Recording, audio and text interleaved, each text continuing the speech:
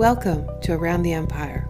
I'm your host, Joanne Leon. Around the Empire podcast is listener-supported independent media. Please pitch in at patreon.com/aroundtheempire or via support links on our website, aroundtheempire.com. Also, please subscribe to the YouTube channel, youtube.com/aroundtheempire. Gordon Dimmack joins us today from the West Midlands in the UK with updates and analysis on Brexit and to offer some insights on the similarities between the War Party attacks on Jeremy Corbyn and Tulsi Gabbard. We also have a wide-ranging discussion on war, the Anglo-American Empire, Russiagate, the Skripal Affair, and UK politics. Gordon hosts a popular YouTube channel where he covers news, politics, war, and the horrific state of our corporate media. He works to fill their void by striving to analyze and report truthfully and consistently.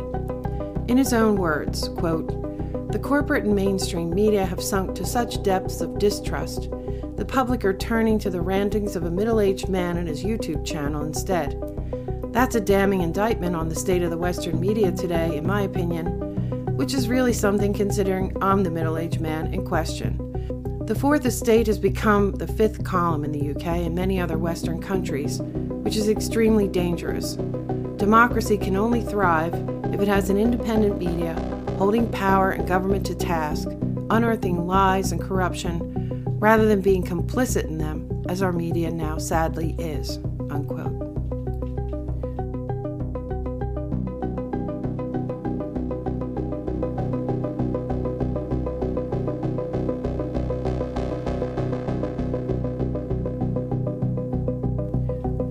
This interview was recorded on February 10th, 2019.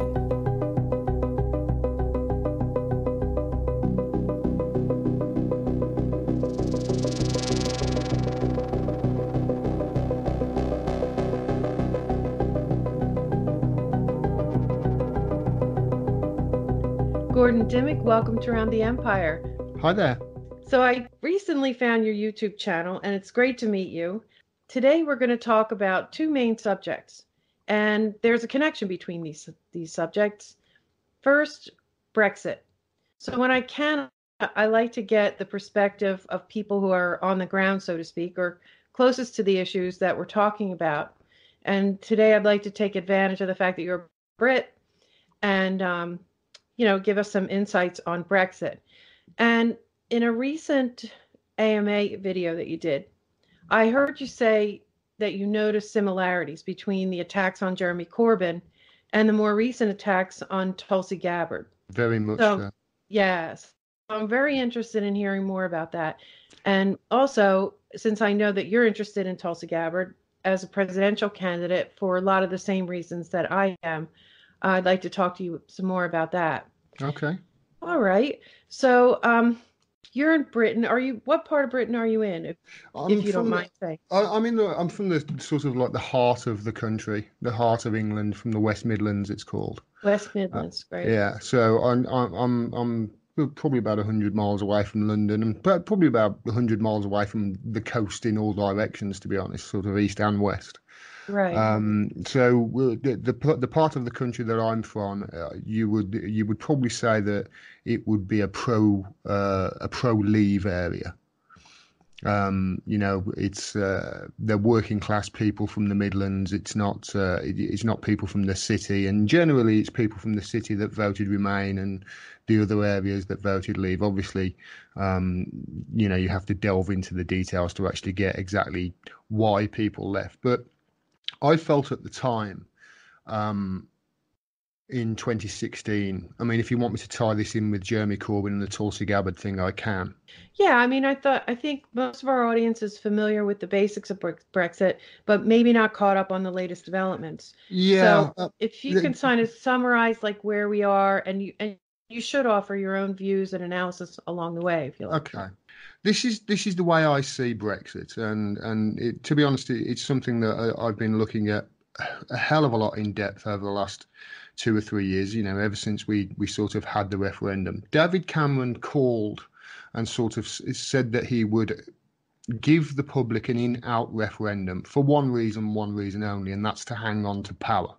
Because he was in a coalition government at the time, the Tories were, with the Liberal Democrats, and there were a faction of the right wing that wanted to leave the EU, and they were moving over to UKIP, the UK Independence Party, so they were losing ground.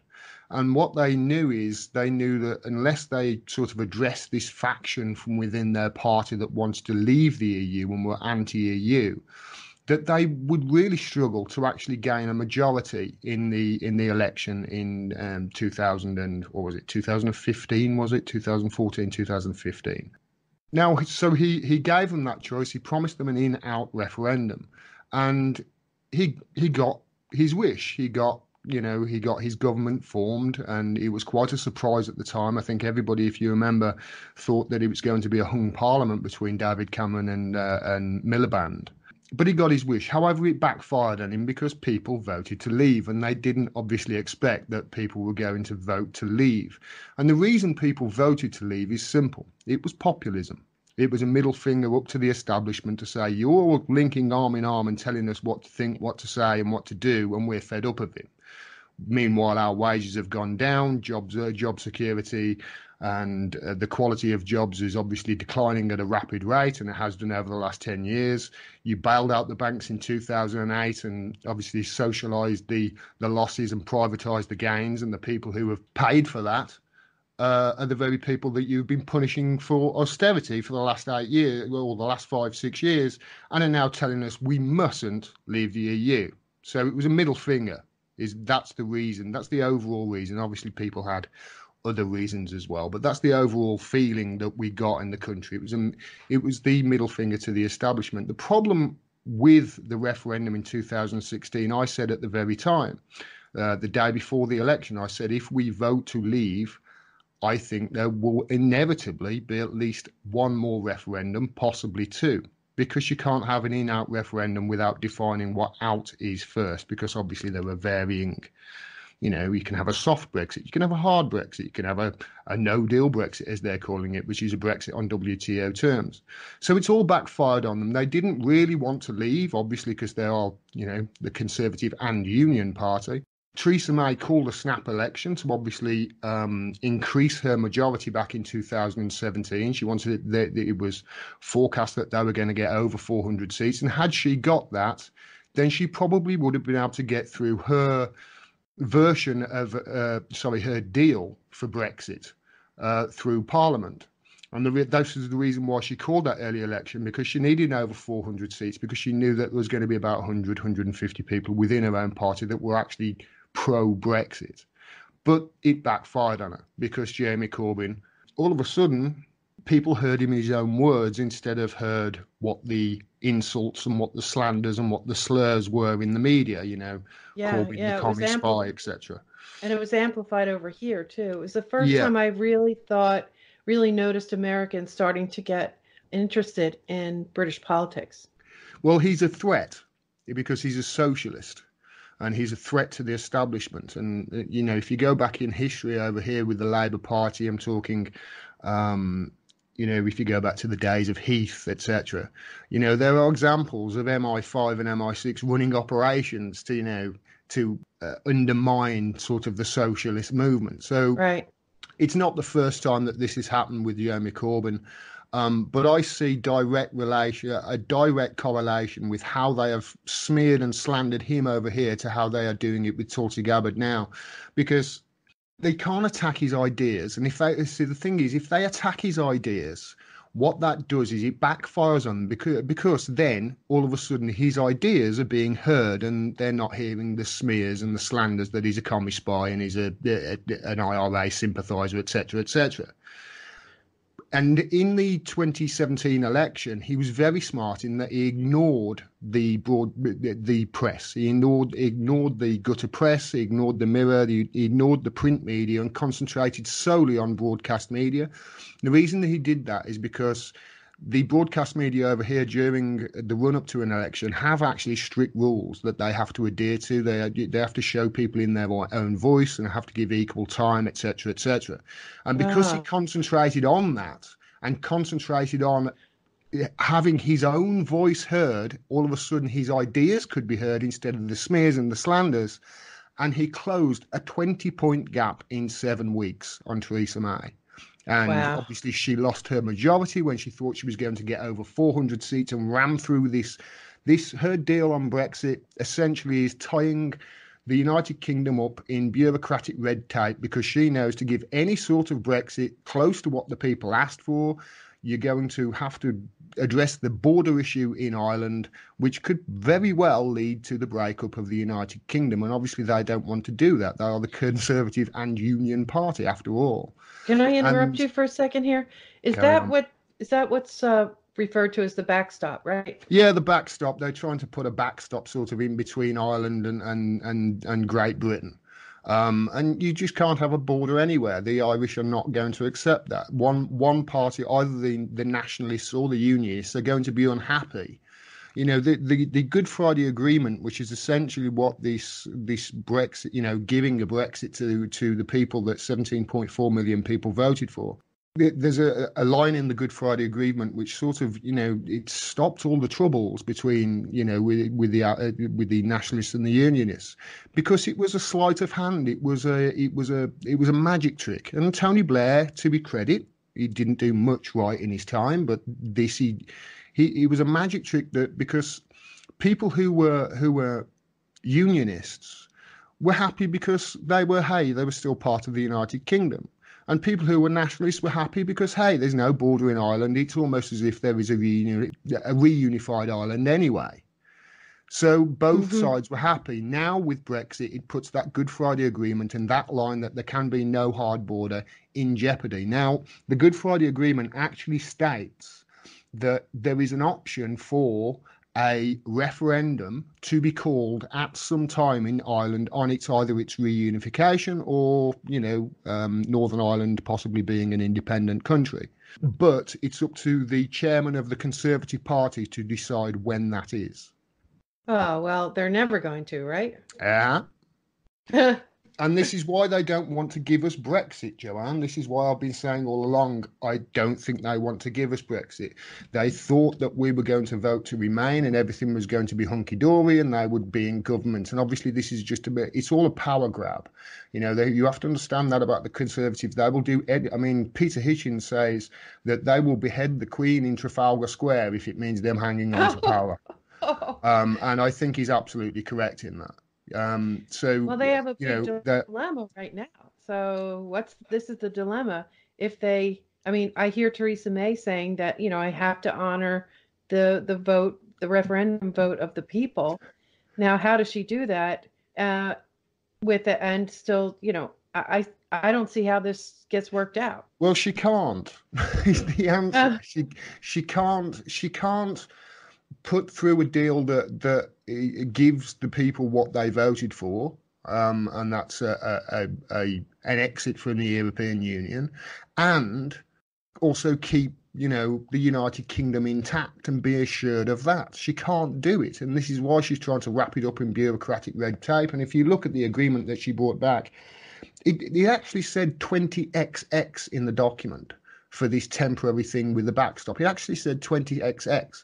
And legally, we would not be able to withdraw from that agreement with the EU until 2099 on paper without their say so, without their actually saying, OK, yes, you can leave.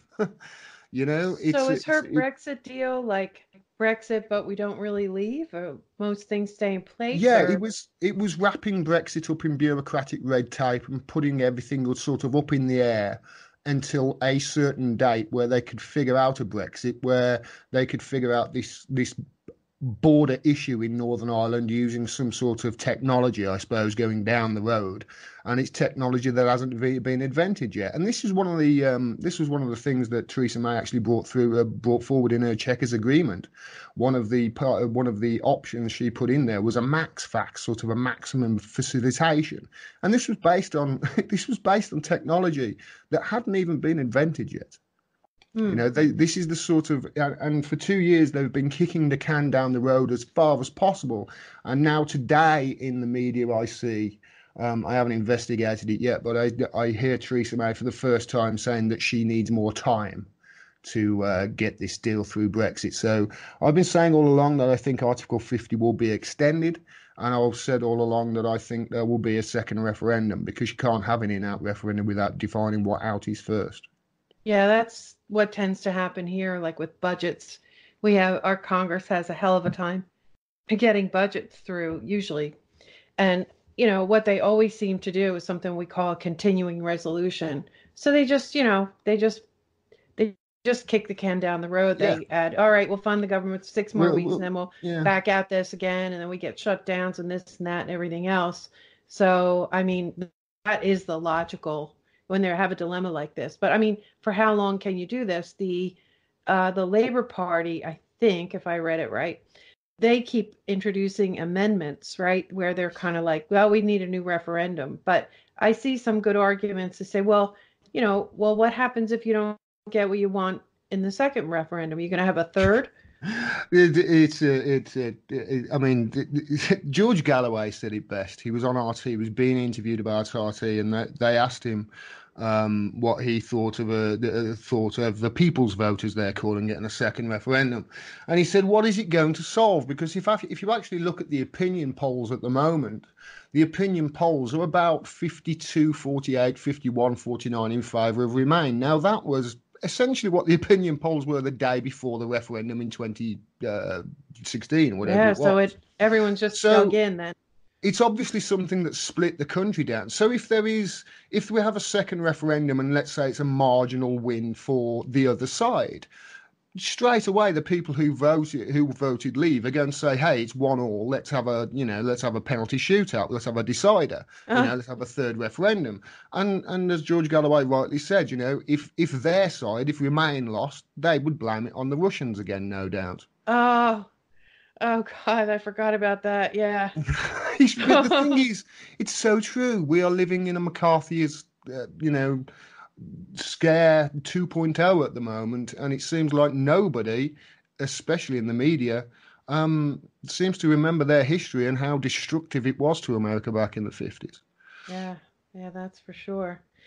So that's a real dilemma. And I think I read that February 14th is the next time they're going to have a big showdown in the House of Commons. Yeah, they're sort of having them almost every week at the moment, but I mean, she's sort of trying to get some sort of cross-party deal through, some sort of consensus in the House of Commons to say, right, okay, the House of Commons have provisionally said yes, we'll be able to get this through, and then go back to the EU and say, how about this?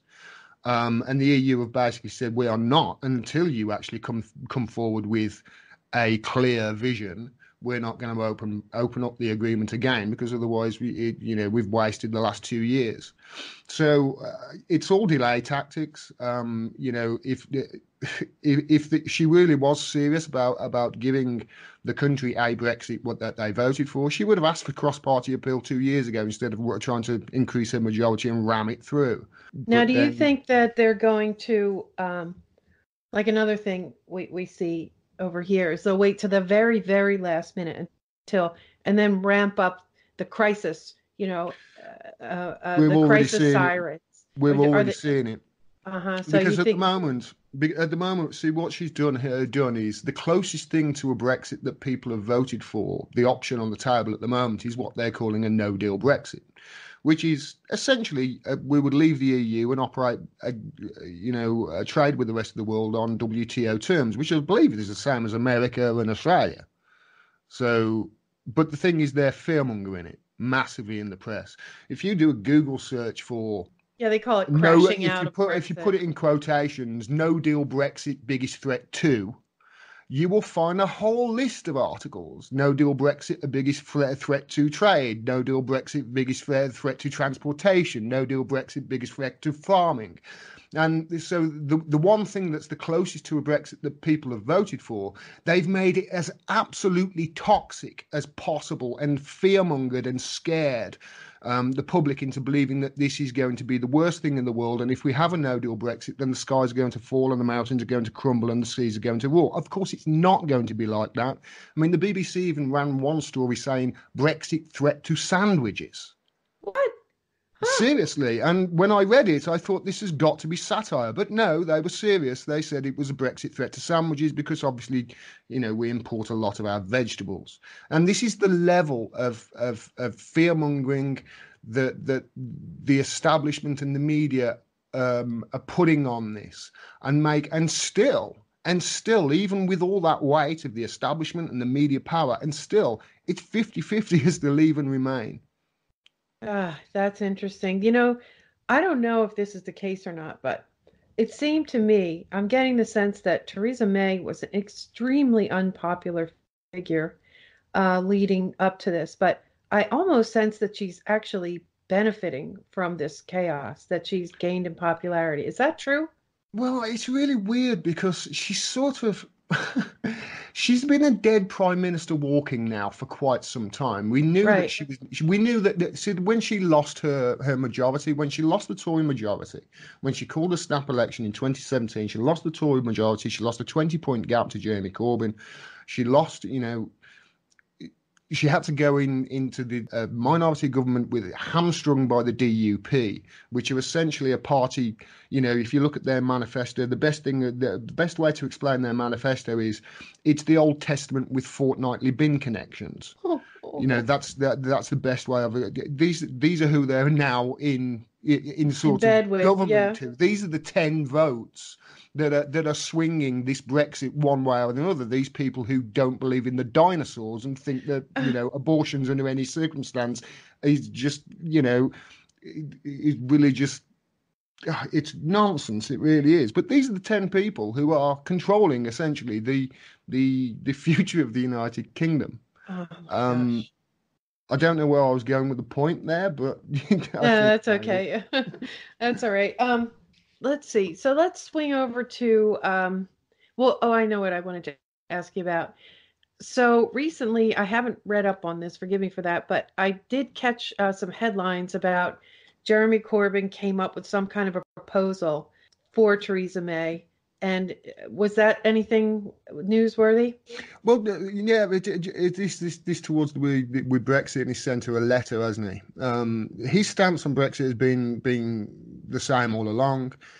He's got these 5 tests. He wants to protect workers' rights. He wants to create a customs union with the EU, which is sensible. It doesn't mean you stop in the customs union with the EU. It means you have an agreement with the EU that protects workers' rights and obviously keeps everything tariff free. And this is what he's suggested all along, and this is what they have shunned all along. And now this letter that she sent to him, and now she's talking to him. Essentially, she's talking. He's been offering her this all along, Joanne. He's been Huh. offering. He offered it her in December when she delayed the vote, when she pulled the vote, because the vote was going to fail, which ended up with the government being in contempt of Parliament, which has never been happened before. And Wait. Can you explain that? The well, government being in yeah, contempt of the Parliament? government were in contempt of parliamentary procedure. In other words, the government, for the first time ever, did not follow parliamentary procedure and purposefully didn't follow parliamentary procedure because of what was in. See, the thing was that they were meant to publish the legal advice over her deal with the EU in full, but they Okay. didn't. They wouldn't do it. They wouldn't do it, and they were found in contempt because Parliament had voted for them to do this, and everybody wondered why. And then when it was released, it came out, oh, hold on a minute, we're going to be tied into this until 20XX. Okay. So this is the sort of thing that the Tories do. They've been trying to hide that from the people, and obviously they quote and say it. Oh well, it's in the benefits of it's for the benefits of national security is the excuse they gave, which obviously was utter nonsense. They were just trying to hide the fact that their deal was shit. Well, I mean, I have fully expected them to pull the national security. That's the last ditch, way out of everything, isn't it? It's a Hmm. crisis. It's a threat to our national security. So all the rules are out the window. At least that's what they do here. Yes, it's the same over here as well. Yeah. So let's switch over to Corbyn and Tulsi Gabbard. Now, if we could just sort of summarize the kind of attacks that were launched against Jeremy Corbyn and sort of where it was coming from. I think in Gabbard's case, it's coming from, I mean, it's hard to sort of itemize, or it's hard to sort of put a name on where the attacks. So sometimes I just use the term the war party Yeah, neocons over and here. neoliberals, isn't it? It's Yeah, those two. It's those two wings of the same bird, the neocons and the neoliberals, the establishment, I tend to call them. right, exactly. So how were they going after him? I know they went after him on anti-Semitism Yeah. and commie. He's Russia. This Um, is this is all they have, Joanne, and it's the same with Tulsi Gabbard. It's all they have because the reason that there's so much similarity is to the way that Corbyn is being attacked over here relentlessly for the last 4 years almost, and the way they have started to attack Tulsi Gabbard the second she announced she was running. It was oh almost yeah. like they had got these things lined up and ready and armed and waiting for her. But they're all smears and they're all based on things that actually, when you look at the sources, then you find out, oh, hold on a minute, the source for the latest the Tulsi smear by NBC was New Knowledge and Indiana Dad Dave or whatever it was called, this Oh bot yeah. hunter. And you start picking apart these things. You start seeing that actually there's no substance there behind it. And the reason they're actually smearing them and attacking them is because, as I say, they do not want to talk about her policies, Joanne. Because if they talk about her policies, all of a sudden people hear her ideas, and her ideas are going to be extremely popular. So what they have is the smears and the slanders, and this is what they started with Jeremy Corbyn. It all started with the communists, with the socialism, with the commie socialism. In the run up to the 2017 election, he did a BBC Q&A. It was sort of, if you remember, Theresa May refused to do debates with him because she was scared, but she did sort of an audience question and answer. And, over and over and over, they were talking about him. Would you press the nuclear button? Would you press the nuclear button? Would you press and he was asked 7 or 8 times by the audience. And he wouldn't answer the question. And obviously the point is, I wouldn't press it either. And this guy is a pacifist, and it's they're going after him. They're trying to smear him for being anti-war. But the thing is, once people started to hear that, they started to think, hold on a minute, I don't want somebody who's going to press the button. Right. I want somebody who's obviously going to defend the country. But is there really any need? I mean, how many countries in the world have actually pressed the button?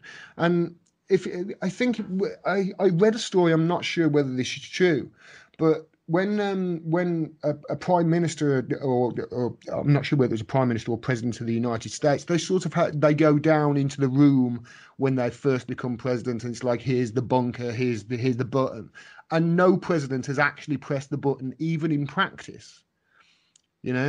So Yeah. when it actually came time to it, would he do it? And this was all they kept attacking him over, because he is anti-war. And that is extremely, extremely dangerous to the establishment, who are obviously the perpetual war machine. It doesn't matter whether you had a Labour government or Conservative government over the last 30 years. You got war. Didn't matter whether you've got a Republican or Democrat in power in America. You got war. Look what happened with Obama. He was the big, hope for peace, wasn't he, when Yeah. he came in? I was in America in 2008 when he was elected. Everybody was very excited that, hey, great, we were going to stop these wars. What happened? He went from 2 and developed another 5. Oh yeah. He was By a the great time he war finished, you were in president. 7 or 8. Yeah.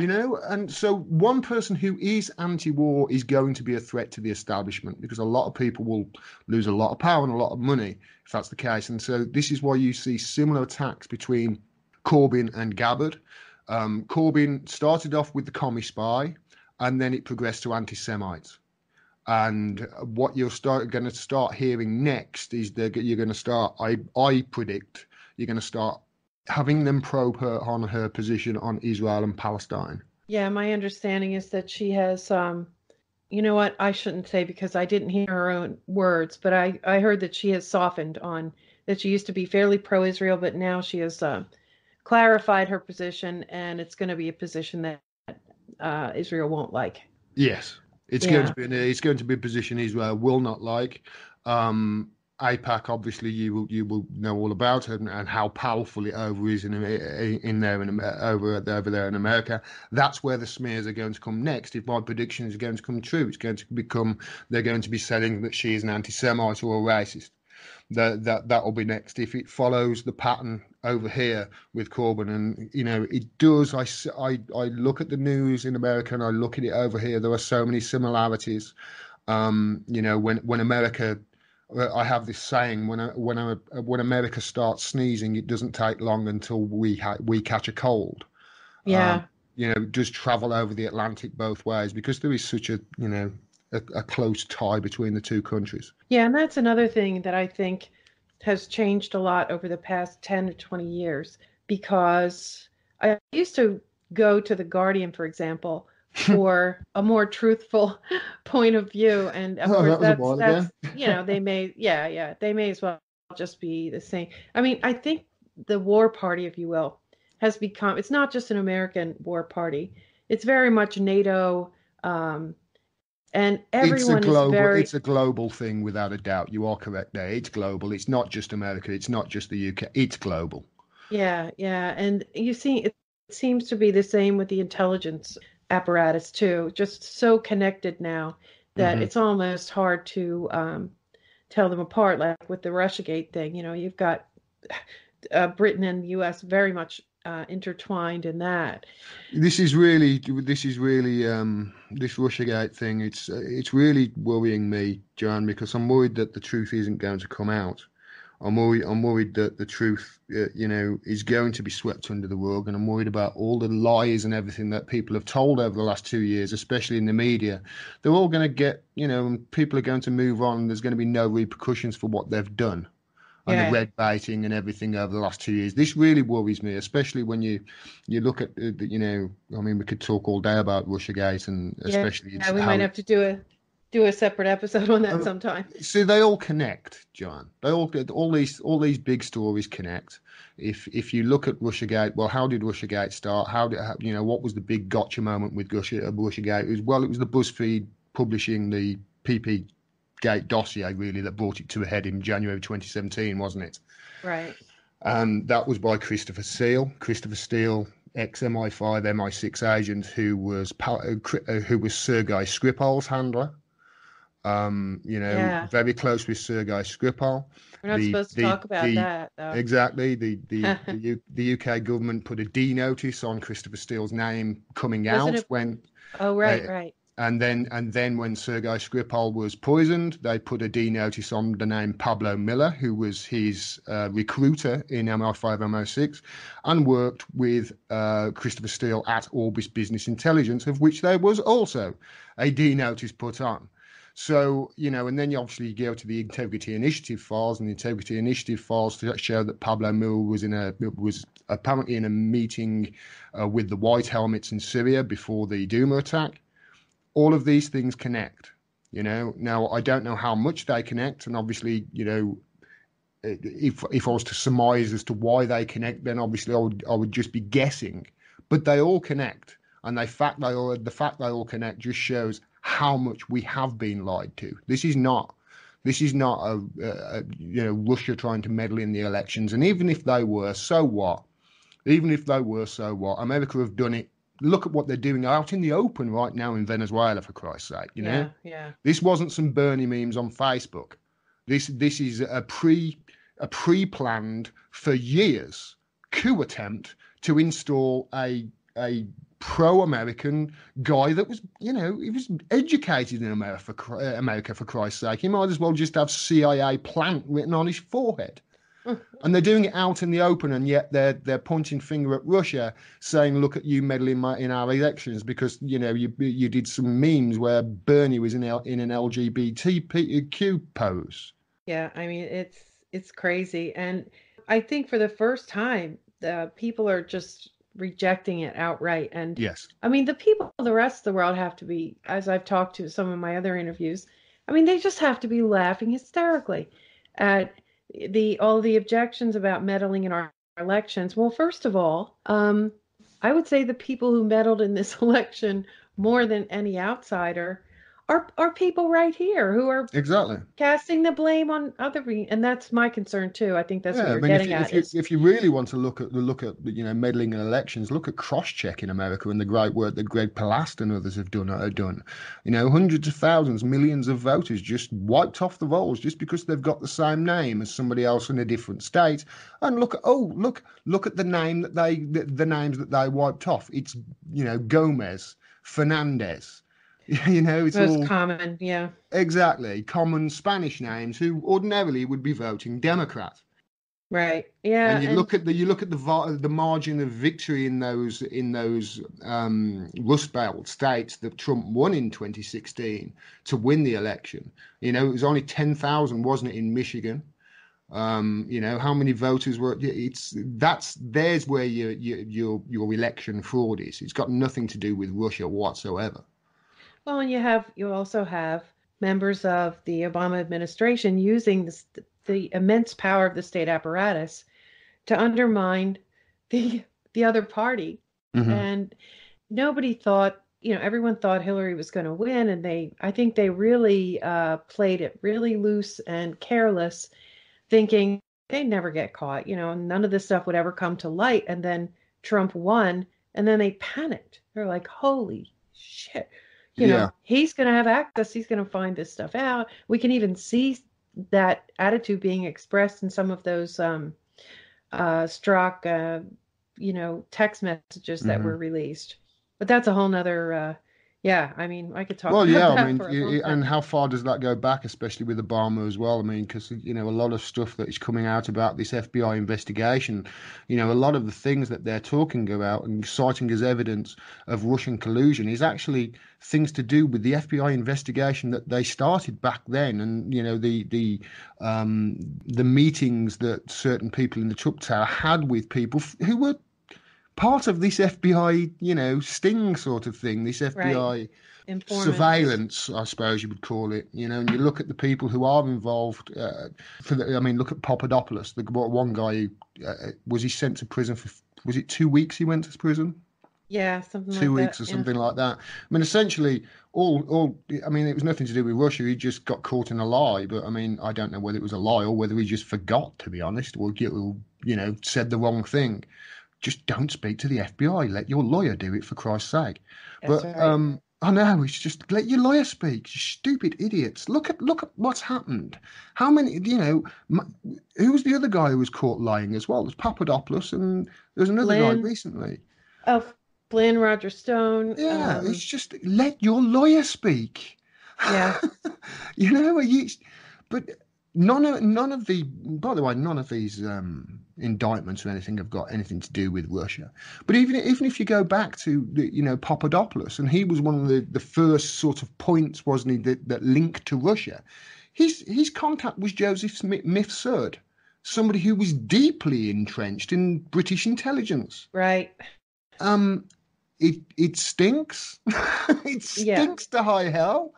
And to be honest, I think the media are in a flap, and the Democrats, especially in the establishment, are in a flap trying to figure out how they're trying to come out of this unscathed without the whole house of cards crashing down around their ears.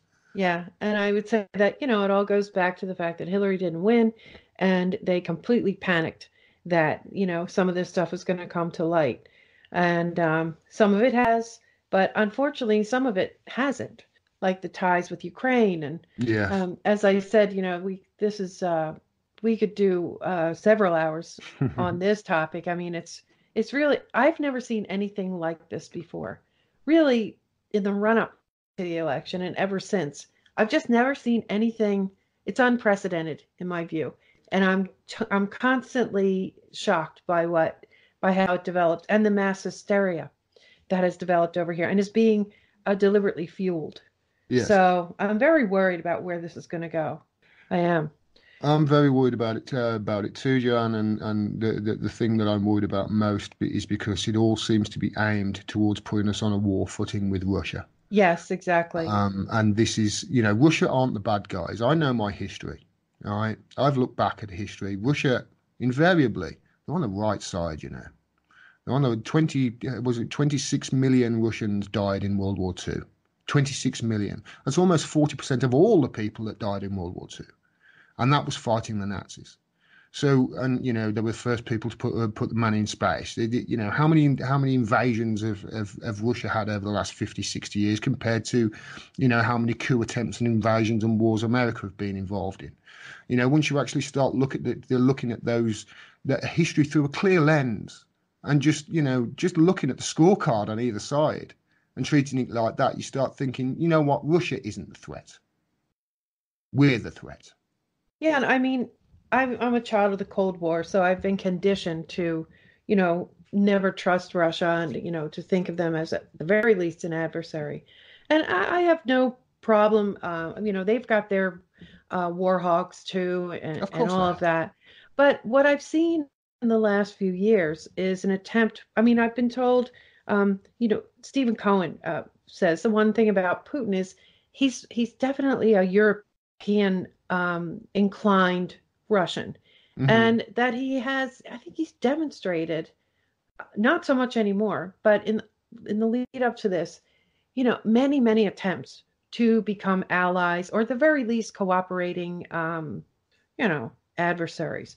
Definitely more of a cooperation, and he's just been thwarted every step of the way and provoked, and just some really awful things, I do buy into honestly, that. I mean, people will call me a Putin puppet for saying this, but honestly, I think they've been treated unfairly by the West.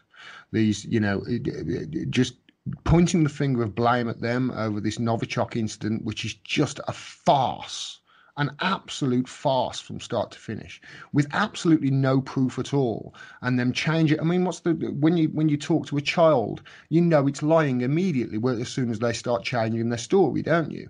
This Skripal incident, this Novichok incident, the story has changed probably 3-4 dozen times by now. It looks pretty crazy from over here. And then to point the finger at them and then ejecting, I mean, 200 diplomats around the world were ejected, based on nothing. And then you've got, the attacks on Syria last year as well, which that was something that was obviously extremely dangerous towards Russia and hawkish towards Russia as well, them being Assad's ally. That was based in very little evidence whatsoever, and actually all the evidence I could find from that Duma attack point to the finger of blame at the rebels doing it in a false flag to sort of cover their escape, because they were losing badly and they were going to get overrun very soon. Yeah, I mean, it was so obvious. And then each time we would make an announcement like, Assad better not use chemical weapons, or if he does, then all options are on the table. I mean, that's basically just a signal to the quote unquote moderate rebels to do a false flag. I mean, come obviously, on. It would be filmed by the infamous white helmets. Oh, yeah. And there's another podcast we could do. Yeah, and I think that the real tell for me in the two things you just mentioned, the Skripal, my partner's a research chemist, many years in the field of chemistry, and the things we were hearing coming out right from the start, he's like, no, and they smeared it on the doorknob. What? Well, I mean, and that it was hard to make, and then the Cornell chemistry professor came out and said, no, it's not.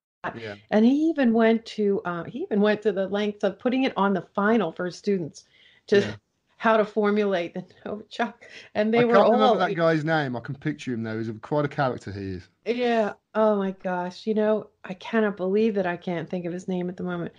I'll have to insert that in here because I'm not doing him justice. As promised, I'm editing this in here. It's Cornell organic chemistry professor David Collum. Sorry, Professor Collum. I should have remembered your name. Yeah. But that was the first thing that set off my radar. And then with the Kanchakun, I think it was chemical weapons attack, the way they were rushing it. Yeah. Just the fact that they were pushing that to launch the missiles so quickly before the story could be could be investigated. Yeah, I mean, for God's sake, drop the bombs before the narrative falls apart. Yeah, So that's the it happened with Khan Shaykhun, and when he bombed the airfield afterwards, and it happened with the Duma attack as well.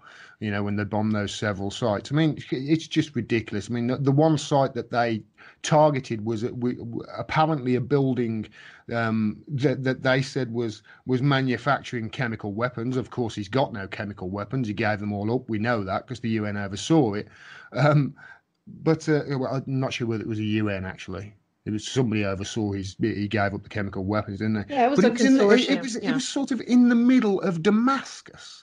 It's just, you don't put the chemical weapons factory right in the middle of an ancient Middle Eastern city. Oh You yeah, right. know, you must think that Syrians have got absolutely no respect for their country and its history, but no, it was a chemical weapons place. The one place that they bombed, I said, was a chemical weapons attack place, ended up being a snake venom research Antidote. facility, Yeah. antidote facility. And it was all about firing those weapons as soon as possible.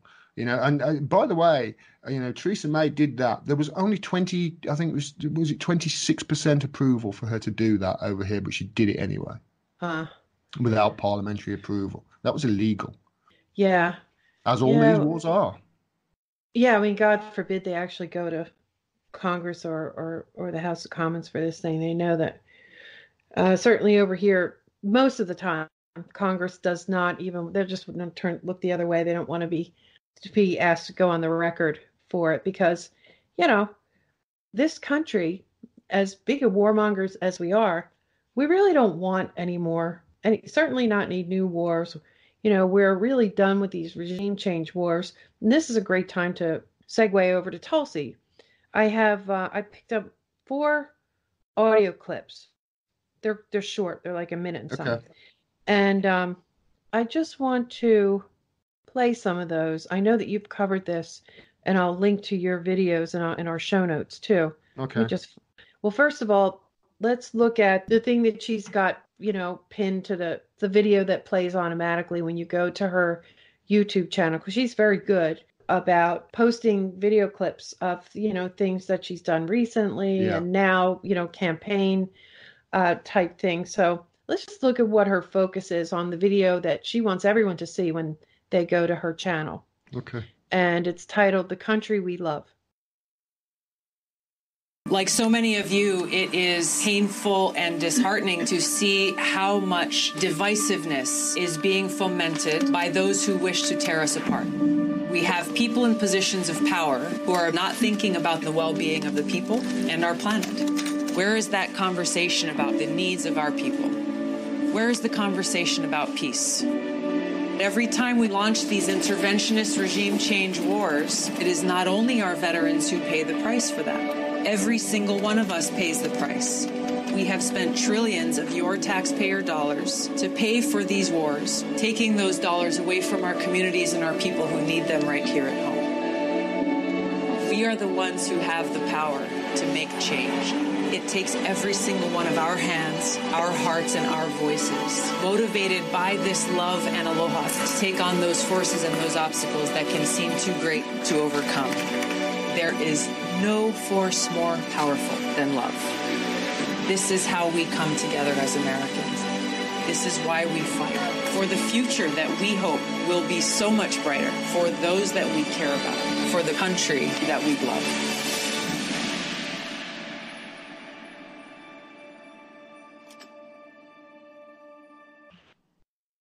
So she hits on a lot of things there. It's inspiring, isn't it? Yeah, she hits on unity, not divisiveness. That's something the foremost in the minds of all Americans at the moment. I thought one of the most important things she did there, she titles it The Country We Love. This is an important thing in this country. There has to be a level of patriotism involved in anything that you do. But she equates patriotism to peace and I think populism. I think she brings, and the other thing is at the center of all of her messages that I've found so far are the regime change wars. And she calls them out with language that no other candidate uses. Absolutely, and she also ties it in really nicely with how much the cost is and how much can be done back home with that money, rather than it going up in a smoke of a Raytheon or Boeing weapon. And that resonates with people. If you compare that small clip there with Kamala Harris's campaign clip, where it literally, her campaign clip was just a few words done to a beat. It didn't actually have any message whatsoever. And that's why I keep saying, if people hear Tulsi in her own words, she's going to gain support rapidly. Right. So I have a couple more. So this one's more focused on war. This is a promise she makes. As your commander-in-chief, I will work to end the new Cold War and lead us away from the abyss of a nuclear war that could destroy our world in mere minutes. I will end the regime change wars that have taken far too many lives, cost trillions of dollars, and undermined our security by strengthening terrorist groups like Al-Qaeda and ISIS.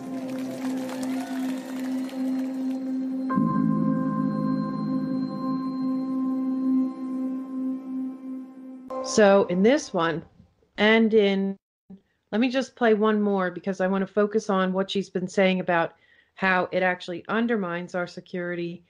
And she goes there. She goes where you're not allowed to go, that it actually strengthens Al-Qaeda and ISIS. And in this one, she is a little more specific because it focuses on Syria. This one's from an appearance on MSNBC, not the Morning Joe one, a different one. If we profess to truly care about the Syrian people, if we truly care about ending their suffering, we've got to be able to be willing to meet with whoever we need to if there is a possibility and a chance that that can help us take steps forward towards peace. And look at that video. Those kids are adorable, aren't they? They're beautiful. And the thing is about these kids that we met in this shelter just on the outskirts of Aleppo is they and their families have lost virtually everything. But the strength and the joy that they had was incredible. They have hope for the first time in a long time for their future. All right. Now, you have a different view of what the foreign policy should be, the United States, than many of your colleagues, even Senator Sean McCain. What is your position on what we should be doing or not doing in Syria? Well, I've been long calling now for years to end our country's counterproductive regime change war in Syria. Not only is it not helping end the suffering of the Syrian people, but it is actually working against the interests of the United States. It is working to strengthen groups like ISIS and Al-Qaeda, making their position stronger. And we're doing that with American taxpayer dollars. Our dollars are going to help support, fund, and arm groups who are working alongside and allied with Al-Qaeda in Syria, something that if you or I provided support to a terrorist group like that, we would be thrown in jail.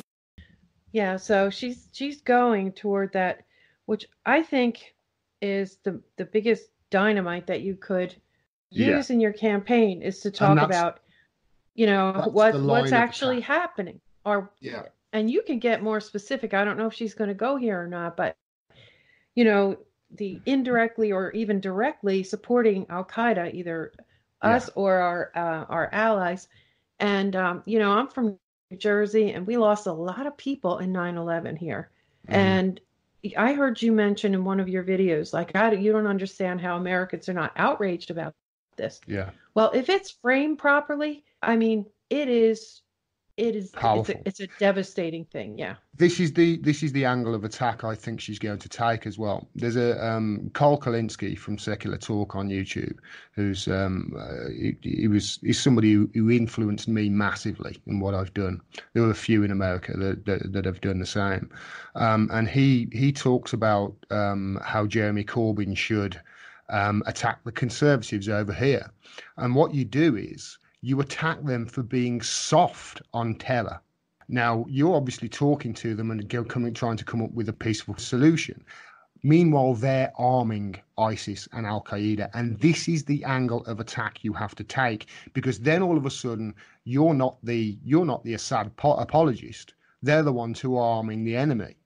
And this is how to attack them. And I think Tulsi has figured this out. And obviously, what's her main bill that she's got in Congress? It's the Stop Arming Terrorists Act, isn't it? Yep. And this is going to be the cornerstone of her campaign.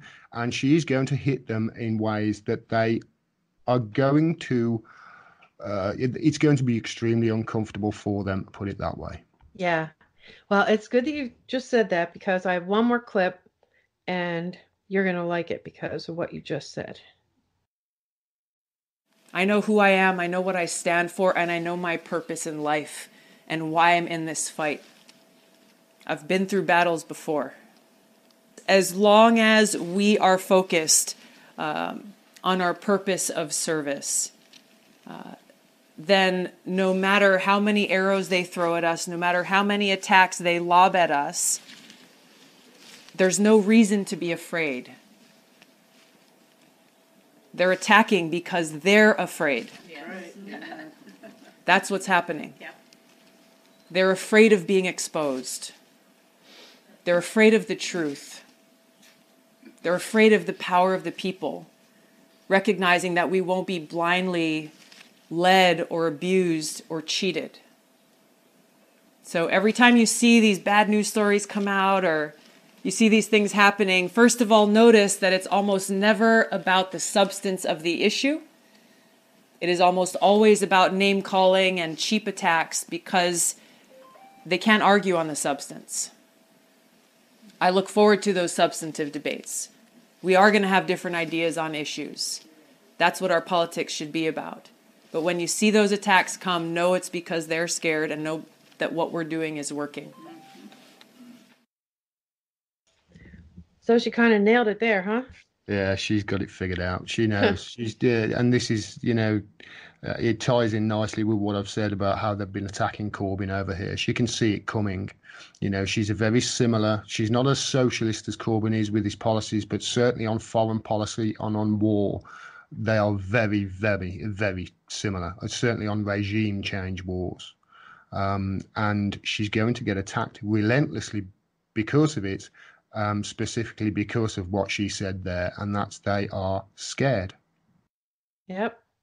I think it kind of is a good place to wrap it up.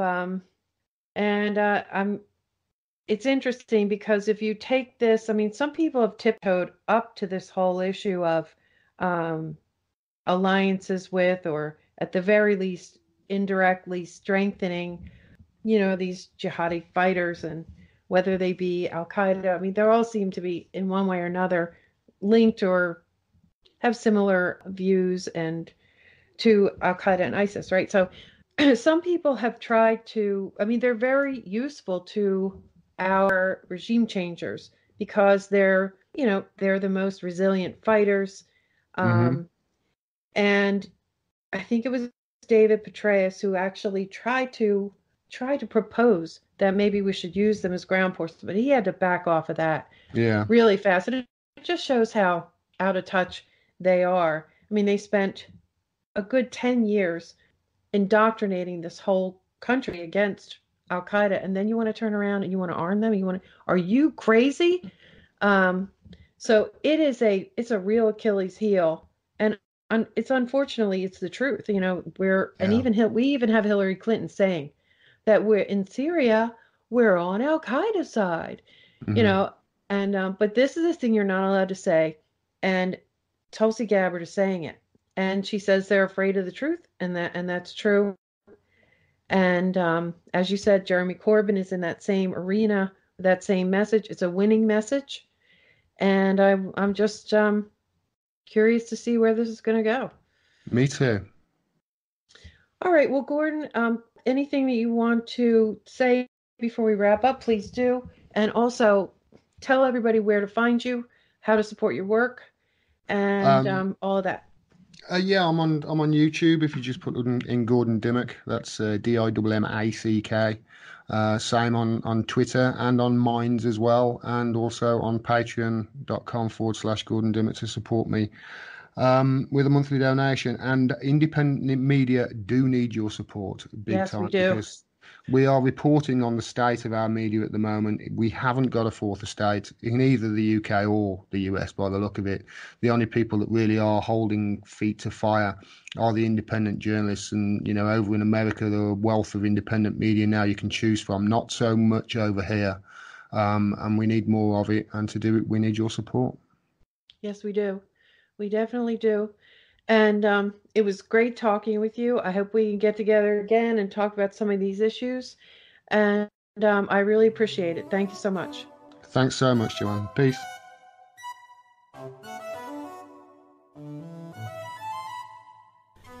And that's our show. Thank you for listening. A special thanks to Gordon Dimmack. Follow Gordon on Twitter at Gordon Dimmack, Dimmack. Subscribe to his YouTube channel, YouTube.com/C/Gordon Dimmack, and support him via Patreon.com/Gordon Dimmack or on Streamlabs.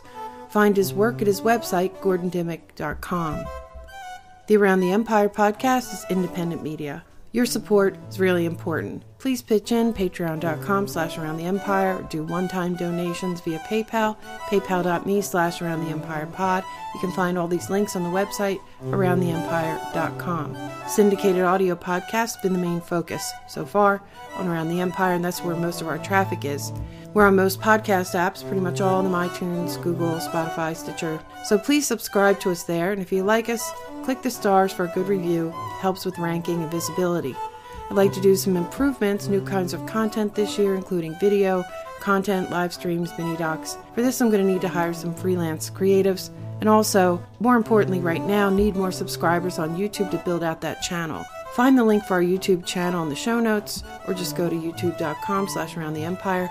Hit the red subscribe button. It's free, won't bother you with notifications unless you turn those on with the bell icon. Please use the thumbs up icon to like the individual videos too.